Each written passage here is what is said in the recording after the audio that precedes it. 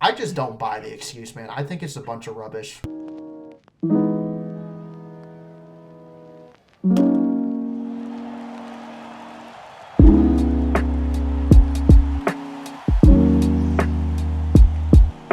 What is going on, ladies and gentlemen? My name is Dillard, bringing you guys another podcast. I am here with my co-host again, Clemente. How are you doing, my friend?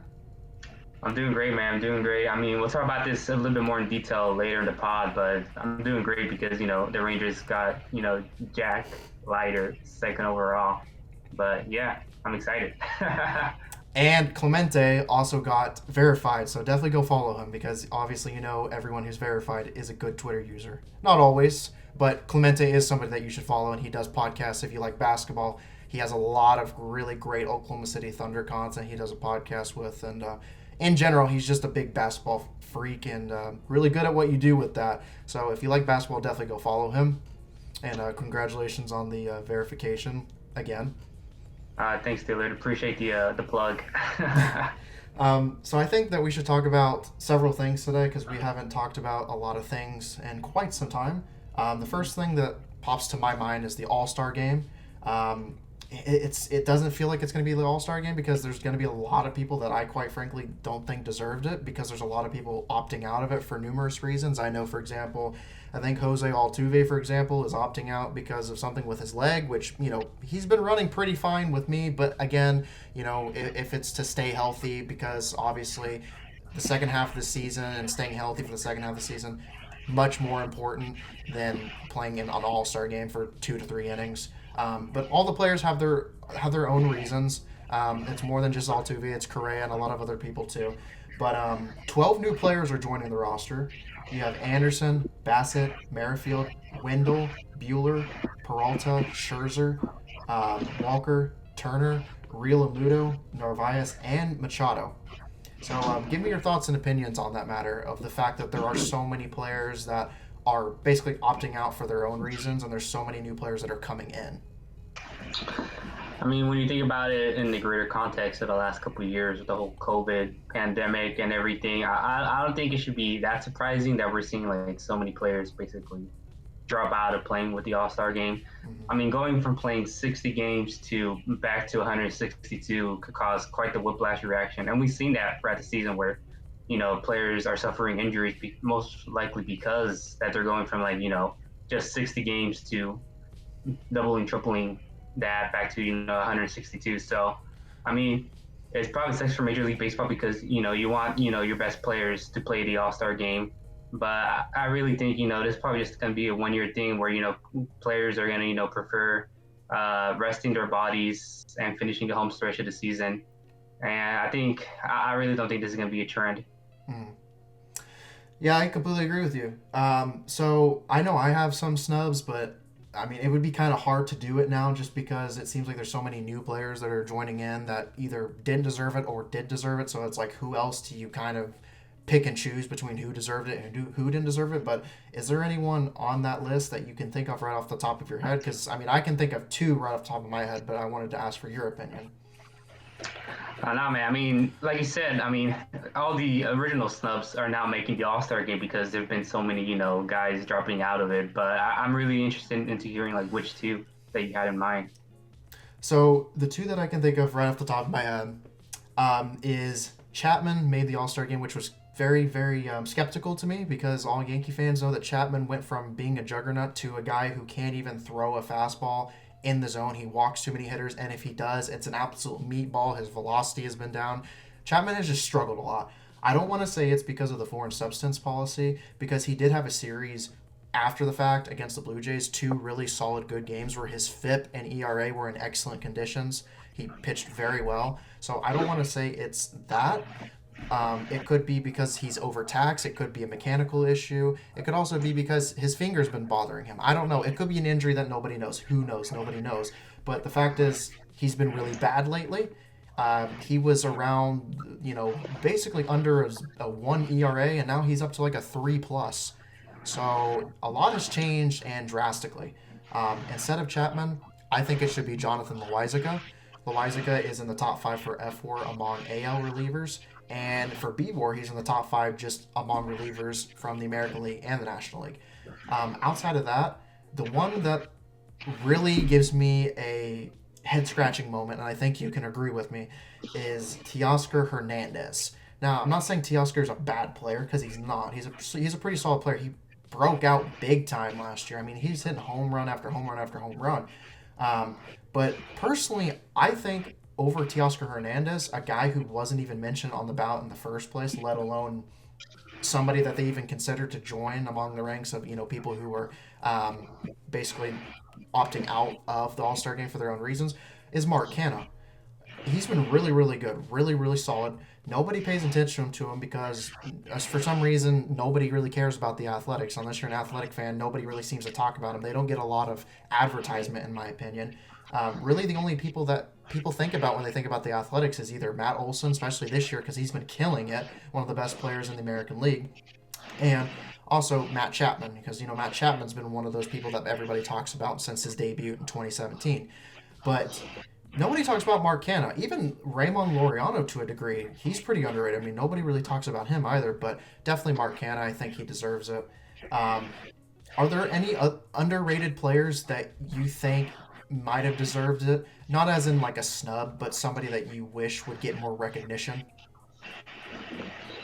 I mean, that's probably we were talking about Cedric Mullins being snubbed, but I think but he's made the All Star game since then. But yeah, I mean, like I said earlier, I can't really think of anybody off the top of my head when it comes to underrated guys who didn't make the All Star game since there've been so many alternatives. Mhm. But did you have anybody in mind?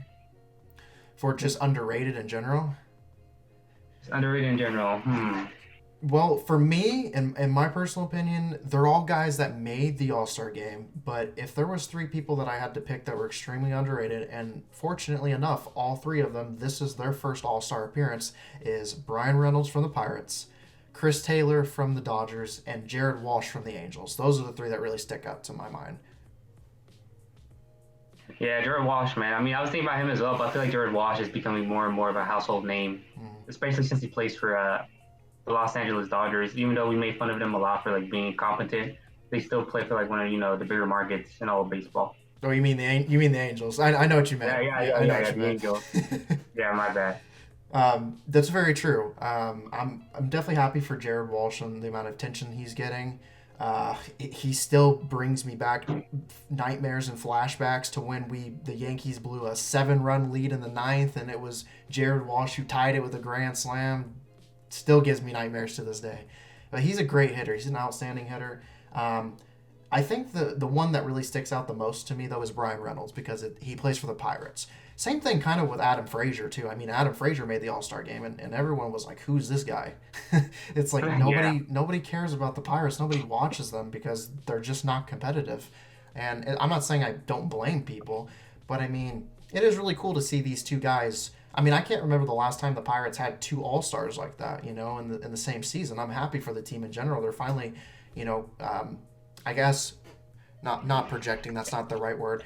Um, not expanding either. I don't know what word I'm trying to look for. Developing. They're starting to develop some players more into, products that they would be happy with and good household names that could be on a playoff team in the future if the Pirates decide to sell if they just never become, competitive again because it's so difficult for them to stay competitive if ever they are competitive. So there's that. I think the next thing that we should definitely talk about though is the home run derby. Give me your thoughts on that. Who do you think will go to each round, advance each round? Who do you think is going to win the whole thing?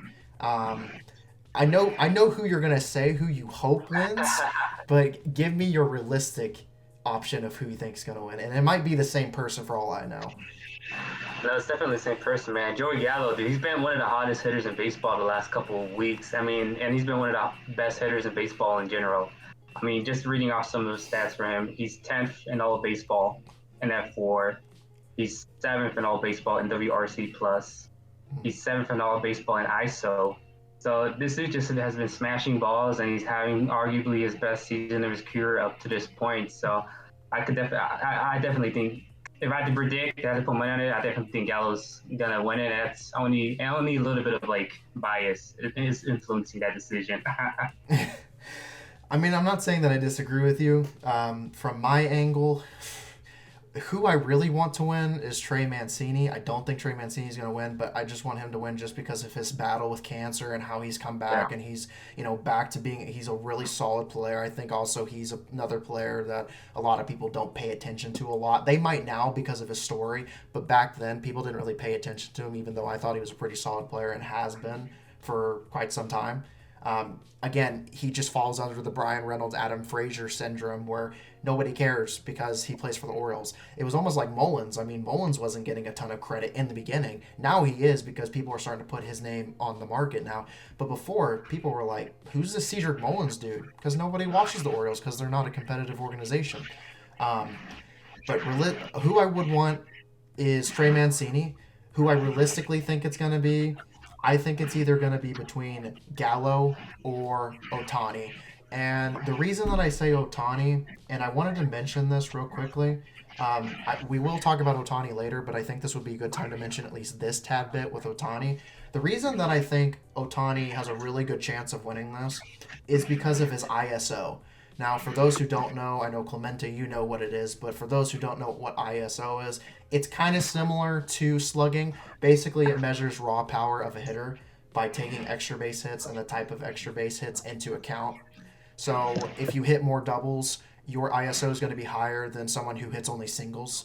And if you hit more home runs, your ISO is going to be higher than someone with only doubles. So the reason that I think Otani has a really good chance of winning it is because he has a 421 ISO right now. There is no player in the league that's even has above a 400 ISO. Even as good as players like Joey Gallo and Matt Olson and all these power hitters, even these guys do not have an ISO in the 400 range. Only Otani has one, and he has a 421. That sticks out to me because obviously that shows the type of power, raw power that he can generate from his swing and just from his mechanics in general, and his footwork and his stance and everything that goes into swinging a baseball bat. So he's probably the one that I think is going to win it, but I think at least in the end, I think it could be a final between Joey Gallo and Shohei Otani. And if that's the final we get, man, that's going to be nuts. I mean, that's going to be, we're in for a real treat. I think this home run derby in general, no matter who wins, is going to be nuts. The only people that I outright have to say I just don't think is going to win is, I know it's his home ballpark, but Trevor Story does not have the type of power a lot of these other hitters do. I don't see him winning it. And another guy that I just don't really see winning it is like Salvador Perez. I don't really see him winning it.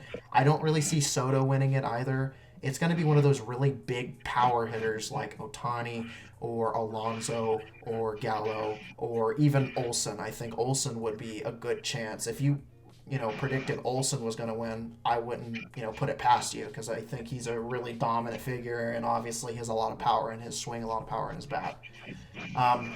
So outside of that, I think another thing that we should really talk about, huge news. I mean, we could have talked about this in the very beginning of the podcast, and we could have probably talked about this just as a whole segment alone.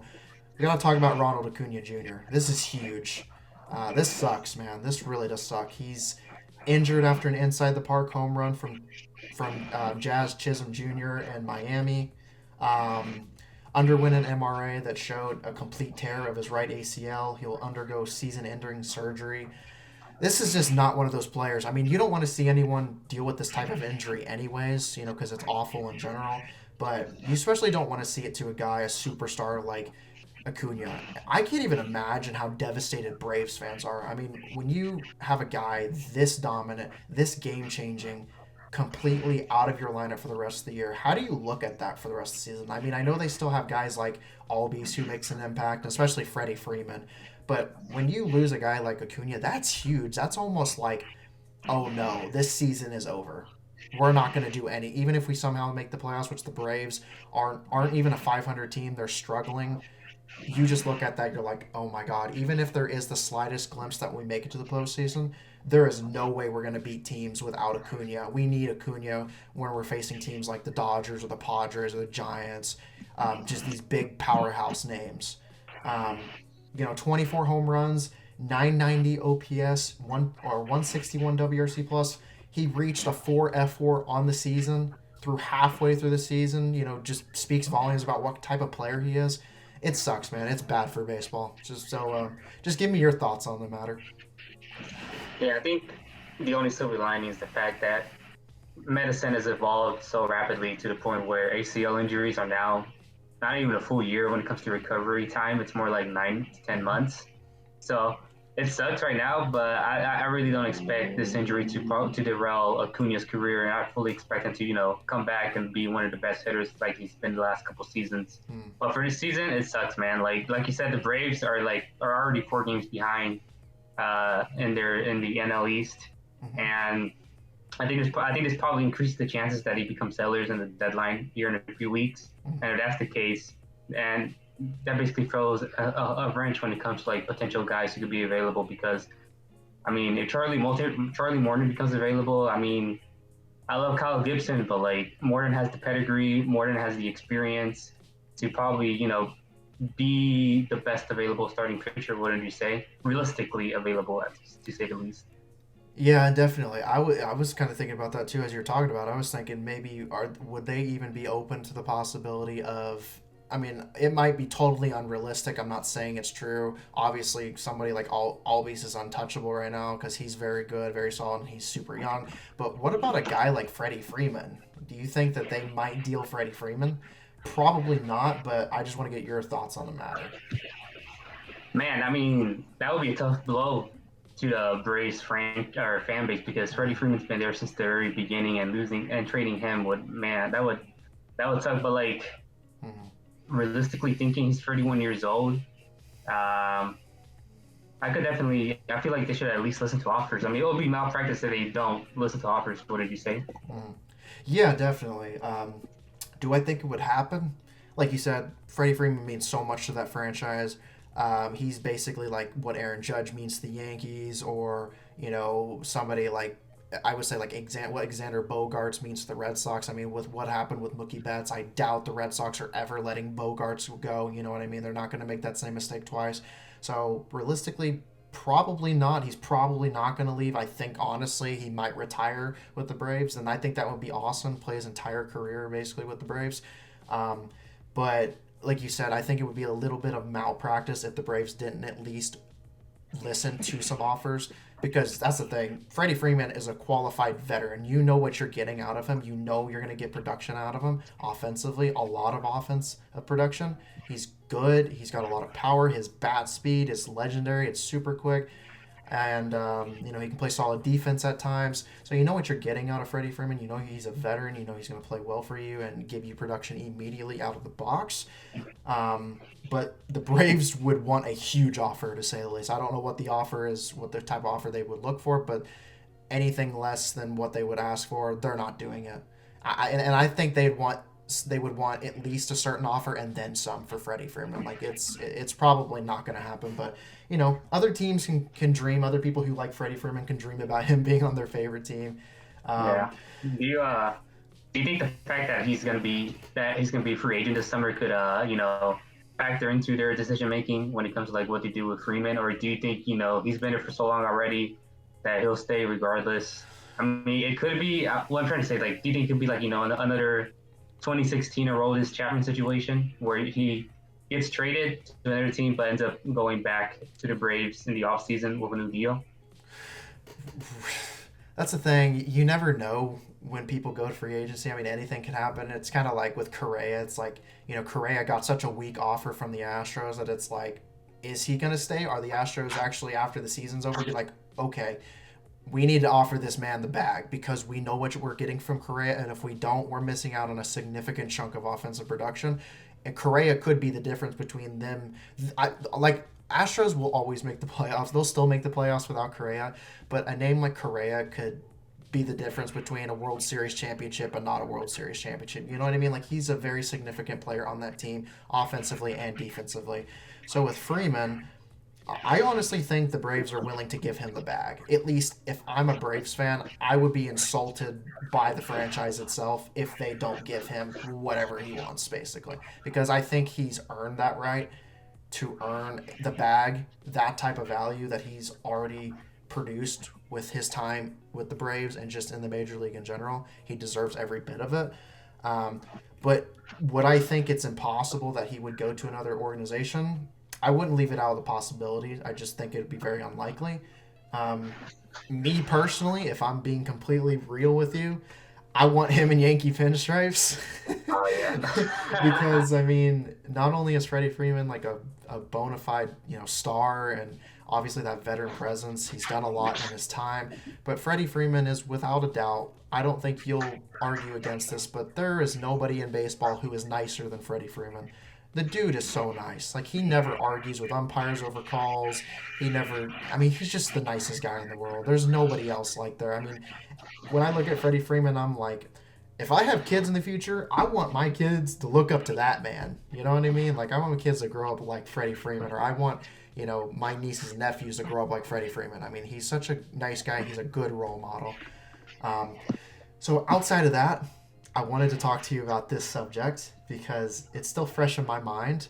I know you're a Rangers fan, so you absolutely cannot stand the Astros.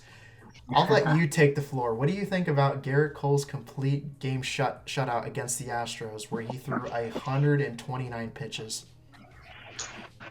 I mean, it's great to see because the Astros decided not to, extend him to the contract that the Yankees signed him with. Plus the fact that Garrett Cole's been, famously has been struggling ever since the whole substance abuse stuff came down. So it's pretty nice to see him, have a complete game shutout and shut up the critics for at least one night. But like, yeah, it's great, man. I mean, Astros are probably the most hated team in baseball right now, and the fact that Garrett Cole, their old pitcher shut them out to in a complete game shutout is probably adds extra salt to the wound. Yeah, I agree. Um, so I wanted to get your thoughts and opinions on this because it never fails that, and it's not just Astros fans, so I don't want to single them out. It's every fan base. I mean, when people lose, the fan bases just make every excuse under the bus. That happens with any sport in general. But I wanted to ask your opinion on this excuse because it didn't fail that ever since Garrett Cole did that the other night, um, I have seen nonstop excuses left and right, and it's always the same excuse. It's the excuse that the Astros didn't have Bregman and Correa in the lineup. Give me your thoughts and opinions on that because I think it's a lot of rubbish. Because obviously, I'm not saying Bregman and Correa aren't good. They do make a significant impact. I already said earlier that Correa deserves the bag from the Astros, and if they don't give it to him, that's malpractice. That's just honestly, in my book, disrespectful to the entire Astros fan base because all the fans want Correa to come back without a doubt. But I mean, you still have names like Altuve, who is one of the best second basemen in the league. You have Jordan Alvarez, one of the best OPSs in the league. You have Brantley, one of the best contact hitters in the league. And you have Gurriel, who Gurriel's having one of his best seasons ever. And you're trying to make excuses because Bregman and Correa weren't in the lineup. It's not like the Astros, these four names alone, not even guys like that have come out of the woodwork and done good things for them. Like, for example, one name right off the back is Kyle Tucker. He's made a significant name for himself. I just don't buy the excuse, man. I think it's a bunch of rubbish. Give me your thoughts and opinions on it. Yeah, I mean, not just in baseball, but sports in general, we seem to try to discredit a great performance because the opposing team is missing one or two specific players. But at the end of the day, all these guys are still professional Major League Baseball players, and a complete game shutout is a complete game shutout. No ifs, ands, or buts about it. Like, it's impressive if it's against the Astros or if it's against the 30th worst offense in the league. But like you said, like even without Bergman and Correa, they still have a good amount of great hitters. Like you said, Altuve, one of the better second basemen in the league. Michael Bradley is hitting batting averages and everything, but like he's hitting almost 330 a batting average.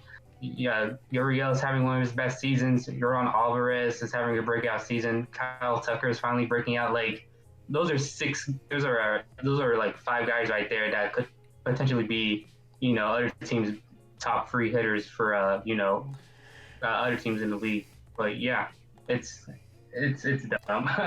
it's how they sound salty whenever they try to discredit a complete game shutout. And that's the thing. It's like you said, that they would be the top three hitters on any team. But that's the thing. It's like just those names alone, even not even just mentioning Tucker. If we just mentioned the four that I mentioned with Altuve, Alvarez, Brantley, and Gurriel, how many teams have four hitters like that in their lineups? Not very many that I can recall right off the top of my head that are that dominant. And like I mean, I get it, Bregman, Correa, I get it, but it's like you can't use that excuse. The two things that really point to my mind is one, Garrett Cole 129 pitches. Uh, Yeah. the last pitch for a strikeout was 99 miles per hour. How do you throw 129 pitches and your last pitch is a 99 mile per hour heater? That's crazy. It's just like Garrett Cole just like the term of getting tired or fatigueness just doesn't exist in his dictionary. It's nuts. He was like that in Houston too. I mean, he would just go 100 pitches after 100 pitches after 100 pitches and be throwing 100 miles per hour at the end of his inning or at the end of whatever at whatever point in the game he got pulled out or if he pitched a complete game shutout. So this is nothing new. But the two things that really popped in my mind is A, the Astros had gotten shut out the game before by a guy named Nestor Cortez Jr. and the Yankees bullpen, and then they get shut out the next game too. So it's like, how are you gonna blame the shutout for the first game too? I mean, what are you gonna say about that? They say that Correa and Bregman were out, but how about the fact that 2 out of 4 runs that were scored against the Astros during Game 1 was a guy who has a 75 WRC plus? I mean, what are you going to say about that? I'm not making excuses for my guy who is very bad in WRC plus. You know what I mean? So what are you going to say about that? Just dumb excuses that don't make sense to me. And also, like I said, Astros been shut out back-to-back days. As you can see from earlier yesterday, well, tonight, but when we post this video yesterday, Yankees should have swept, blew a 6-run lead. Altuve just proving my point, one of the best second basemen in the league. I mean, you can't really make excuses when you have a lineup like this. I'm sorry, I'm not buying into it. Even at a certain point, even if it was the Orioles or Pirates, it's still a major league lineup at the end of the day. You can only make so many excuses that are valid to a point where you just sound ridiculous and salty. So that's it. That's about it all on the matter of that. 2 subjects I want to talk about real quick. I'll let you take the floor on this one because you know more than I do, especially about it. Although I do want one of these players, and a lot of people want this guy on their team for obvious reasons. But tell me about Joey Gallo and Kyle Gibson and the seasons that they are having. Yeah, I mean, we talked about it a bit earlier. I mean, Gallo's basically being a top 10 hitter in all of baseball this season. And he's going to be entering free agency, I believe, next winter. So this is perfect timing. He's been in talks with the Rangers for the past couple months about working out an extension. And so far, everything he said has been the correct answer. He's been saying, like, look, I want to stay in Texas. I want to sign this extension with the Rangers. They've been my home since 2012. I want to play the rest of my career here in Texas. So everything he's saying, he's been saying everything right, but at the end of the day, he is a Scott Boras client, and Scott Boras clients usually, get the bag. And, the Rangers are in a position, at least not right now, to, give out big extensions. So, like, right now, they're at a crossroads as to, like, what to do with Gallo, because he's also been playing some of his best baseball in these last couple of weeks. And, I don't think it will be a hot take to say that, if Gallo becomes available, he'll probably be, like, the most attractive trade deadline piece. Wouldn't you agree? Oh, without a shadow of doubt. I was going to mention this, and you will obviously agree. The one thing that bothers me about when people talk about Joey Gallo on especially Twitter, thing that grinds my gears is the fact that people only seem to look at batting average. And I've had to deal with this as a Yankee fan, just dealing with criticism from people criticizing Stanton and Judge. So this isn't a new thing from my endpoint. I know there's a lot of other players that strike out a lot that are very productive. So it's obviously not me just defending players who strike out and are still more productive than the majority of the players in the league. But I don't understand why you would single Gallo out for just strikeouts when the dude is leading in walk percentage.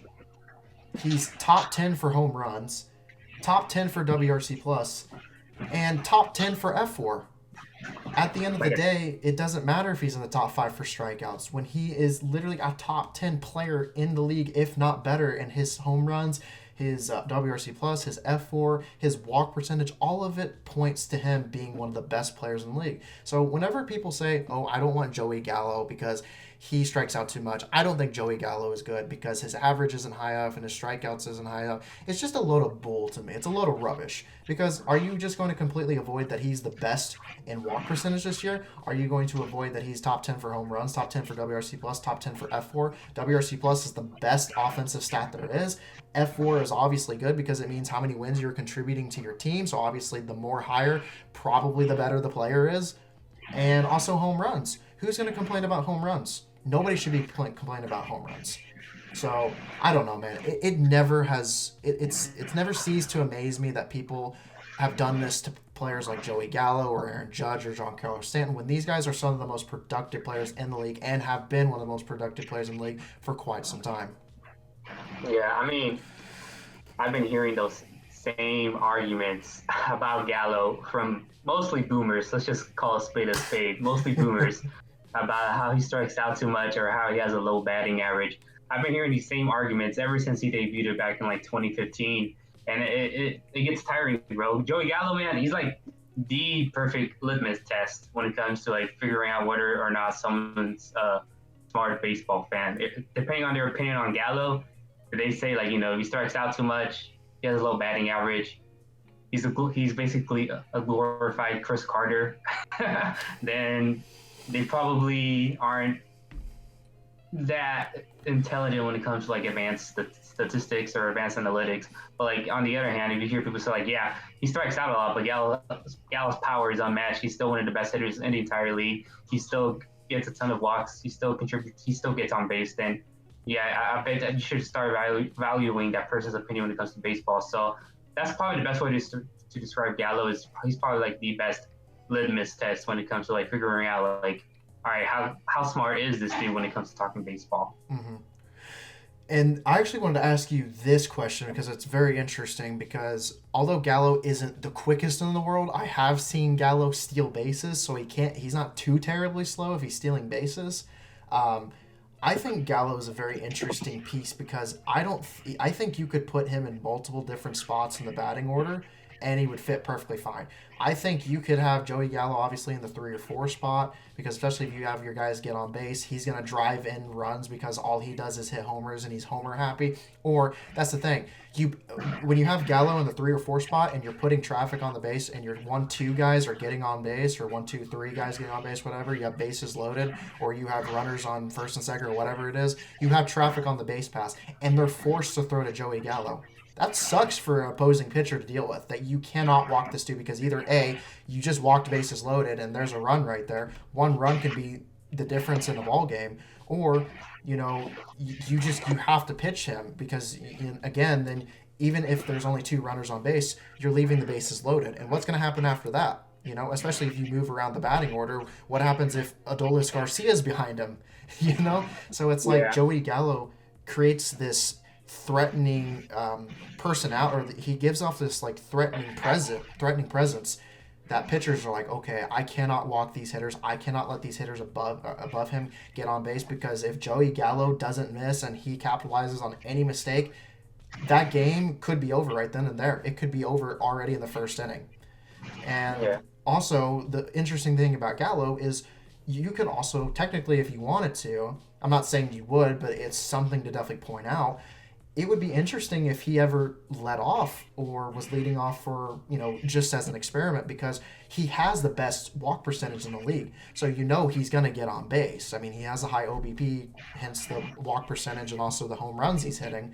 But you could have him in the leadoff spot because he walks, he's going to get on base. Or if he doesn't, guess what? He hits a home run and you have an early 1-0 lead. I mean, you're not going to complain either way. So, I don't know. Give me your thoughts on the matter. What would you like to see maybe the Rangers do differently? Maybe as like a dream, just to see like what would happen. Like, would you be willing for the Rangers to experiment with him leading off occasionally? Or you're just like, nah, I just want to keep him in the 3 or 4 spot? I mean, right now, considering that, there's a possibility that he's available to trade for, you don't want to mess up his groove right now because right now he's like on a hot streak, like I said multiple times during this pod. So right now probably isn't the best time to experiment, but like if he ends up staying after the trade deadline and if they end up working an extension out, hopefully then yeah, man. I mean, that's something I've always thought about too. Like, man, Gallo seems like the perfect modern day leadoff hitter. I Mhm. mean, he, like you said, he leads the AL and on base percentage. So I will definitely try to see if he's willing to experiment with that. And I could definitely see him being the type to say, "Screw it, let's go for it." Yeah, definitely. I think luckily for you, though, I actually read something. I can't remember the newspaper. It was a newspaper from Dallas, Arlington area, obviously, because the Yeah, yeah, Rangers are yeah. Arlington. But it said that Joey Gallo, as at this point, I mean, it could change, like you said, with Gibson. It could change if he sees more dollar signs in his face. But as of right now, Joey Gallo has publicly said that at this point, he has no interest in wanting to get traded or going with another team. He's very happy with where he is at right now. Yeah, I saw. Yeah, it was Aaron Grant who wrote that article. So shout out to him. Follow him on Twitter. He's great. But yeah, Gallo's been saying all the right things, but like it really depends. It's a two-person decision. From Gallo's side, he seems cool with it, but like on the Rangers side, it really depends. Like on your timeline, like do you see yourself, contending for a playoff spot within the next couple of seasons? And if not, what's the point of wasting Gallo's prime here? You might as well, extract value from him and flip him and get, draft prospects in return or prospects in return. So yeah, it's a tough situation because the Rangers right now, they're really. It seems like they want to, fasten this rebuild up, and if that's the case, then Gallo should probably stick around. Got you. I agree. So I think the last thing that we should talk about, just briefly, is I mean, we could talk about him in every single podcast. I just wanted to mention this quick tad bit because of the F4 status that he has right now, which is just insane. Um, but right now, at this current moment in time, combining both of Shohei Otani's hitting statistics and his pitching statistics, he has a 5.4 F4 right now, which is nuts for it only being halfway through the season. The closest to Otani is DeGrom with a 4.8 F4 and Guerrero Jr. with a 4.7 F4. Um, Obviously, we talked about ISO earlier, which I had to use that for the home run derby example, so we won't talk about that. Otani's leading the league with 33 home runs. Nobody else in the league even has 30 home runs. Second in OPS, WRC plus, 3.49 ERA, 3.58 FIP, 3.93 Sierra. I mean, he's not only posting outstanding numbers offensively, but he's posting very solid numbers. I mean, I'm not saying he's a DeGrom or a Max Scherzer or anything like that. But to put up like a 3.49 ERA and 3.58 FIP and so on, and to also go out there and have 30 home runs already through halfway through the season, all these high offensive numbers. I mean, there's nobody else you can say who's really ever done that since Babe Ruth. Like this is historical what we're seeing right now. So I honestly feel bad for Vladimir Guerrero Jr. because Guerrero Jr. Yeah. is killing it right now, and it doesn't matter what he's gonna do. I just don't see him winning the MVP over Otani because simply Otani's pitching, and that's a shame because Vlad Jr. is absolutely killing it. But I just do not see anyone else at this current moment. It could change, but at this current moment in pace, and Otani is going on a historic route already, and it's only been the first half of the season. And I'm so excited to see what he can do in the second half of the season. I just don't see anyone else winning MVP in the American League.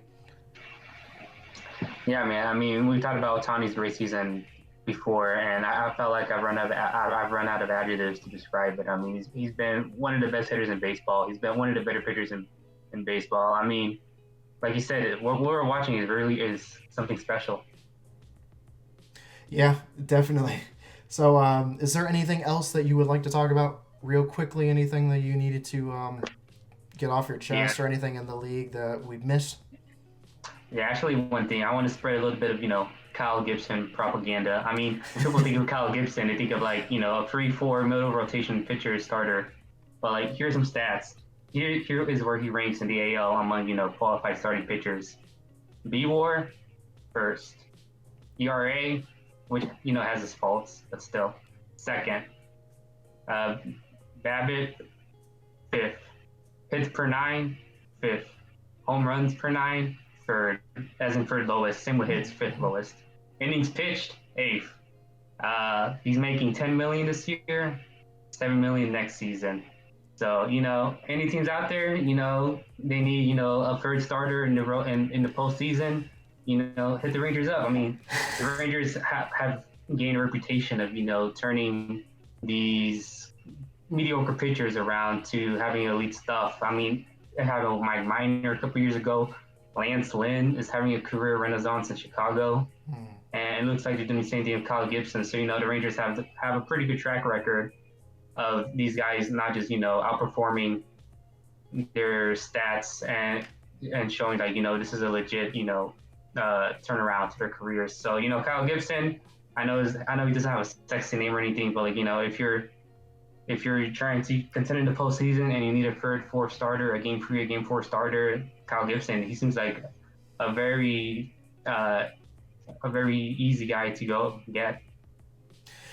Yeah, I agree. I've actually been talking about him on Twitter quite a bit. I've been, as a Yankee fan. I mean, obviously, nothing's ever guaranteed that anything's going to happen. But I mean, if there's obviously everybody wants Gallo. I mean, that's not just Yankee fans. Everybody wants Gallo at this point, which is very understandable. But with Gibson, I've been personally looking at Barrios and Gibson, just because the Yankees still have flaws in their starting pitching right now. And I'm sure a lot of other fan bases also want either Barrios or Gibson. Both of them are having pretty solid seasons right now, especially Gibson. I mean, Gibson is probably, in my opinion, without a doubt, he's got to be the most underrated starter in the league because, like you said, with all the numbers, he backs it up that he's been one of the best starters in the league so far this year.